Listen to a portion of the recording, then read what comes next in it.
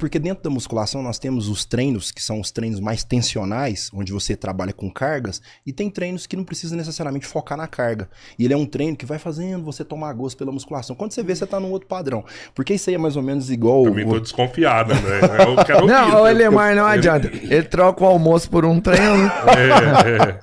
É porque eu comentei que eu fui treinar primeiro antes de vir pra cá. Porque é bom, mas na verdade, tem algumas pessoas que apresentam uma musculação que realmente não é agradável a você. É igual quando nós prescrevemos, né, a musculação, indicamos, na verdade, pra uma pessoa idosa, pra uma criança. A pessoa assusta, nossa, mas uma criança fazendo musculação? Sei lá, 10, 12 anos de idade. Sim, só que é uma musculação mais lúdica. Talvez isso que acontece com você, acontece com muita gente que está nos ouvindo. Fisioterapia, né? Vai passar fisioterapia. É quase isso, né? Mas é um... E o bom da musculação, para o que você disse também, né? De subir uma escada, sair, entrar de um avião, é porque a musculação ela traz consigo uma característica muito interessante, que é a força. Você ter força significa dignidade. Porque você precisa. Imagina uma pessoa que, sei lá, com 70, 80 anos de idade que não consegue tomar um banho sozinho, não consegue se levantar de uma cadeira e vai embora. E um grande problema que a gente briga é para que você tenha uma massa muscular ativa, e existe um tipo de hipertrofia, que eu sempre falo dela, que chama hipertrofia muscular funcional. Ela é diferente da hipertrofia que algumas pessoas buscam, que é somente o estético. Existem pessoas que têm uma estética muito bonita, mas na verdade não é funcional. Então, mas qual é a diferença do funcional? Vamos pensar, por exemplo, um jogador de futebol.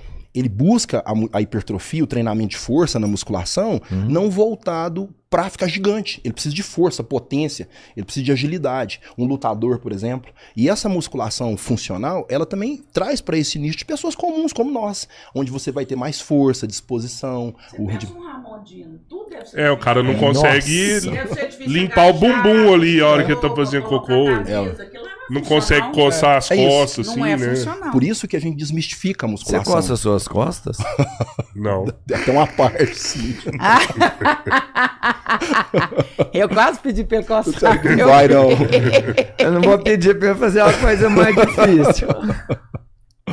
Mas é isso. E o interessante da musculação também, que eu sempre falo para as pessoas, não só a musculação, qualquer exercício que você faça, que você goste, também ajuda a liberar neurotransmissores, que faz muito bem para o cérebro. Nós tocamos nesse assunto na última vez que eu tive aqui, sobre a irisina, sobre o BDNF, que é o fator neurotrófico derivado do cérebro, que ajuda na plasticidade cerebral. Por isso que nós vemos pessoas que praticam exercício físico, não necessariamente só a musculação.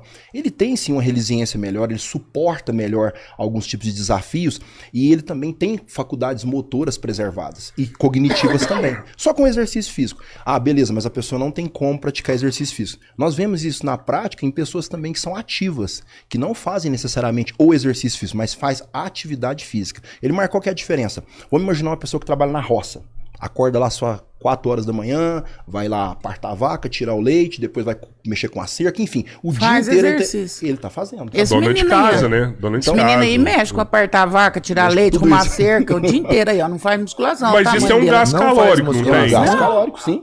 Muito pouco. Rapaz, tá bem. Não, ele faz pouquíssimo academia. Mas ele é veterinário, ele mexe com o roço o dia inteiro. E o mais interessante disso tudo é que as pessoas que têm um nível de atividade física alta, ela também consegue ter uma performance física. Trabalha muito isso que você perguntou agora há pouco, sobre a hipertrofia muscular funcional. A pessoa tem que ter força. Imagina, vai curar um bezerro, tem que laçar, tem que amarrar, jogar no chão. Vai curar no chão. É isso. E às vezes uma pessoa escuta isso. Às vezes quem tá vendo o que eu tô falando vai até discordar, mas às vezes é um cara muito forte, esteticamente falando. Se você pôr lá na roça para trabalhar com um senhorzinho de 70 anos de idade, ele não consegue ficar até meio-dia. Por quê? São trabalhos diferentes. Põe com servente pedreiro para trabalhar. Então, nem sempre um camarada que você vê que tem uma compleição física grande, necessariamente ele não tem grandes resistências, não é todo mundo, obviamente, mas tem pessoas que só têm o estético. Isso é muito comum. Entendi. Quando ele vai para o trabalho braçal, laboral, ele não consegue. É diferente, são forças diferentes. Que é um exemplo, o cara que trabalha de chapa. Imagina, o cara acaba de descarregar um caminhão, vai para outro, então o nível de força dele é totalmente diferente, atrelado à massa muscular. Essa situação, assim, para mim perceber, porque eu acho que a grande dificuldade fica no sentimento também. A Andréia hoje, ela tá dando o máximo que ela pode, completa em todas as situações, profissional, de saúde e tudo mais. É porque você se sente feliz? Será que a felicidade de estar vivendo o momento te põe melhor nessa... Eu me pergunto quem nasceu primeiro, o ovo ou a galinha, né? Se você começa a fazer isso tudo e isso acaba te completando em outras perspectivas, ou se você está feliz e isso te leva para esse lugar. Eu acho que talvez as duas questões sejam importantes. Eu acho que a gente acaba buscando, quando as coisas calham para um único lugar, talvez ali esteja o fato de você estar bem sucedido. Eu acho difícil alguém ser bem sucedido, volto no conceito de saúde da OMS. Se você não estiver bem nessas perspectivas, física, mental, social, emocional.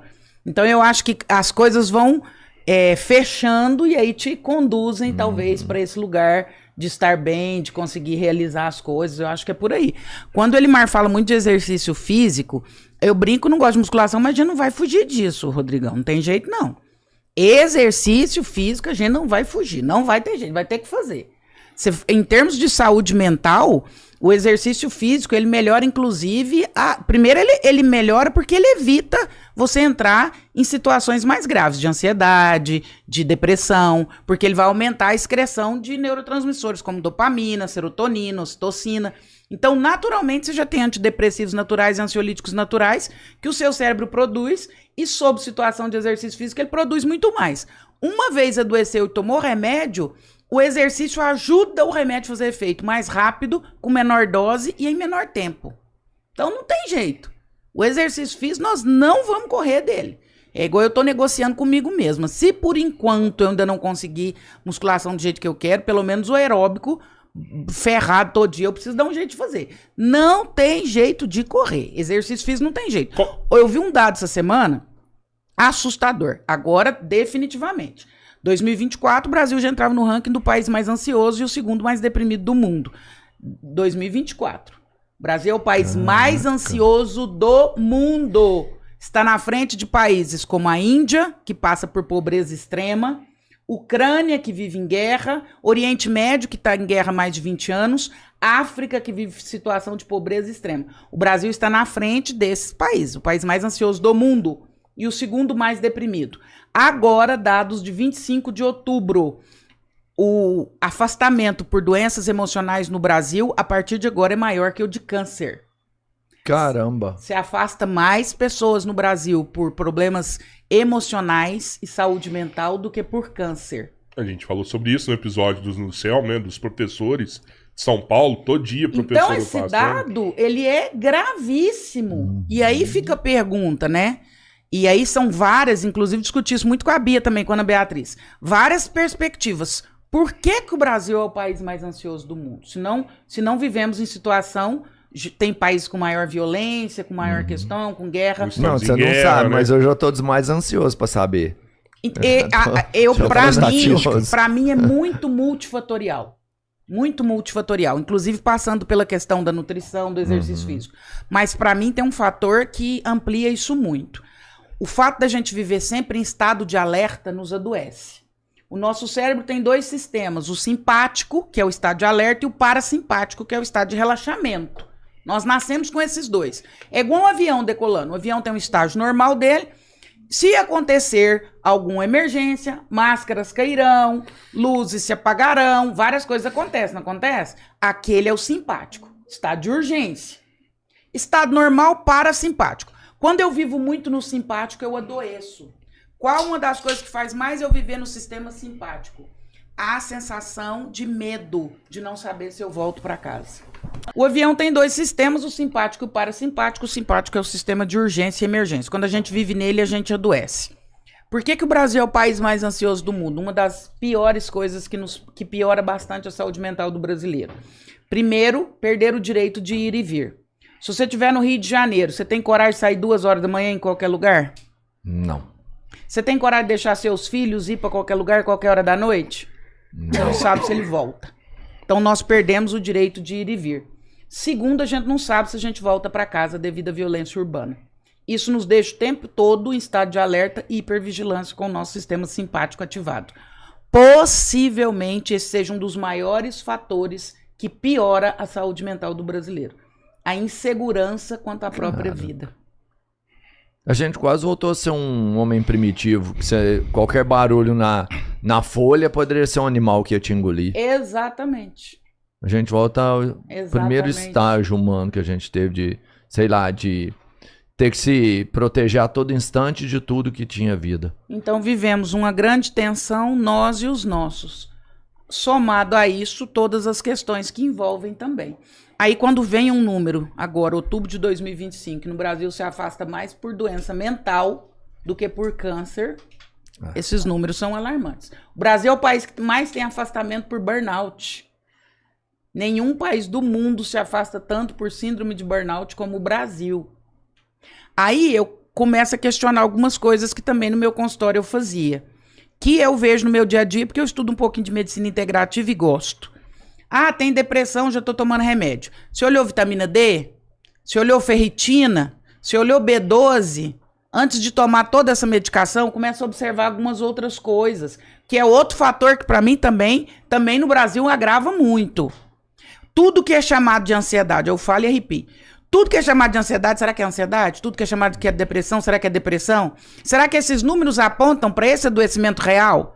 Será que se nós fôssemos olhar, por exemplo, fui num médico a semana passada, Dr. Juan Lambert, de São Paulo, maravilhoso. Um querido, se ofereceu para me atender. Dr. Juan pediu mais de 62 exames. Por que nenhum médico nunca me pediu isso? Não sabe. Vou te dar, você que está nos assistindo, uma informação, serviço de informação pública. Há um acordo comercial feito pela ANS junto aos convênios, Agência Nacional de Saúde. A grande maioria dos exames é obrigado o convênio a liberar. O convênio estimula o médico a não pedir, para não ficar caro. Quanto mais exames o médico pede no convênio, mais a consulta dele cai o valor. Então o médico ganha R$50 a consulta. Se ele pedir um número excessivo de exames, a consulta dele passa a valer 48, 45, 43. Sabia disso? Não. Funciona assim. Sacanagem. O médico é medido por scorecard. Então ele tem 200 exames por mês que ele pode pedir para os pacientes dele. Se ele pedir 210, a consulta dele que valia 50, agora ela vale 48 e ela vai caindo. Por isso os médicos te pedem poucos exames. Você vai no médico, o médico te pede o basicão.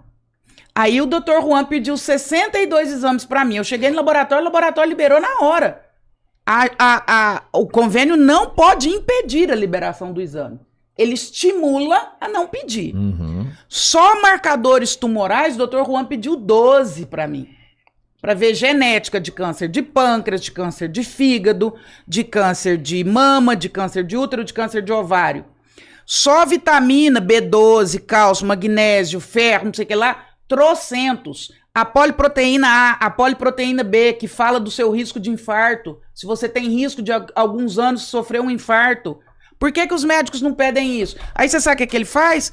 Correção com magnésio, com cálcio, com B12, com D. Eu já vi depressão ser corrigida com vitamina B12, com D e com ferritina. Ferritina baixíssima, depressão. B12 baixa, depressão. D baixa, depressão. Tô falando besteira? Não, jamais. E uma coisa interessante, complementando sua linha de raciocínio, por incrível que pareça, em pleno século XXI, ainda tem muitos profissionais da área de saúde que são contra essa vertente, onde você busca corrigir o terreno biológico.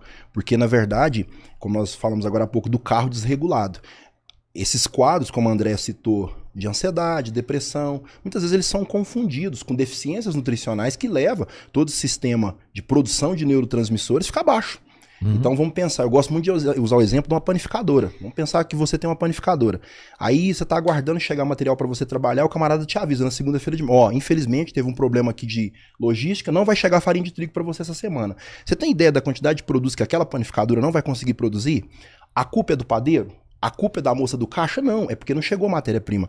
E dentro do que ela falou, isso já é mais um número ruim para nós, né? Essa quantidade imensa de pessoas com depressão e ansiedade por aí vai, isso também tem o viés nutricional. Porque essa correria que as pessoas vivem no dia a dia, elas mais se preocupam com matar a fome, comer qualquer coisa, e o potencial nutritivo desses micronutrientes, como ela bem citou, é baixo. Pensa uma pessoa que almoça e janta sanduíche. A pobreza de micronutrientes é muito baixa. E tem algumas vitaminas, como é o caso da vitamina D3, que por mais que o nosso país tenha sol o ano todo, a maioria das pessoas devem vitamina D3. E aí a gente esbarra num outro problema gravíssimo, que são os profissionais que às vezes não pedem os exames por essa questão de convênio, e tem aqueles que também são céticos quanto a essa viabilidade e eficiência da nutrição voltada para melhorar a parte cognitiva, e dentro desse contexto ainda entra mais um grande problema, a própria sociedade que também não acredita. A pessoa acredita muito mais que um ansiolítico, um antidepressivo vai resolver o problema dela do que ela mudar o estilo de vida. E dentro desse contexto, quando nós falamos de suplementação, até agora há pouco você comentou, e vamos pensar no caso principalmente de pessoas mais idosas, que vamos dizer assim, a tomada de decisão dela às vezes não depende só dela, depende de familiares. Quando chegam pessoas para mim, já aconteceu. Você olha o panorama, eu também peço muitos exames, nós já falamos isso aqui várias vezes, inclusive eu sou alvo às vezes de crítica por causa disso. Para que isso tudo? Isso aqui é desnecessário. Porque o pessoal está acostumado com o pouco. É um hemograma, um examezinho de urina, coisa muito básica. E isso não entra no rol daquilo que nós precisamos, igual ela acabou de falar, marcadores tumorais. Eu canso de atender mulheres com seus 40, 50 anos de idade, e dentro do contexto que nós vivemos hoje, da forma como são produzidos os alimentos, até os animais que nós consumimos, não dá para você brincar com a questão do câncer. Então é interessante você ir atrás dos marcadores para ver se a pessoa não tem uma condição genética que direciona para esse lado, e até o que ela vem fazendo em termos alimentares. Igual ela falou, da ApoA1, ApoB, da lipoproteína A, que às vezes a pessoa tem essa condição, e até hoje as pessoas se preocupam só com colesterol. Eu brinco muito que o colesterol da quadrilha ele é um dos mais bobos. Tem outros piores do que ele. Às vezes a pessoa nunca mediu uma PCR, nunca mediu um VHS, porque quando você fala de formação de placas que levam infarto ou próprio AVC, a parede dos vasos, se ela estiver saudável, o risco é muito menor, entende? Então a placa ela não é formada só por causa do colesterol mais alto. E outro viés biológico, tem pessoas que terão colesterol um pouquinho acima de 200 a vida toda. E não é uma condição única que vai causar problemas. Então a gente tem que ir atrás de outros pontos que são importantes nesse contexto. E voltando para a questão de suplementação, muitas pessoas ainda têm uma visão muito errada em achar que suplemento é só para quem quer ficar forte, para quem quer hipertrofia, emagrecimento, e muitas vezes não. A gente precisa, na verdade, de preocupar com a questão nutricional por essas questões cognitivas e evitar problemas mais graves no futuro.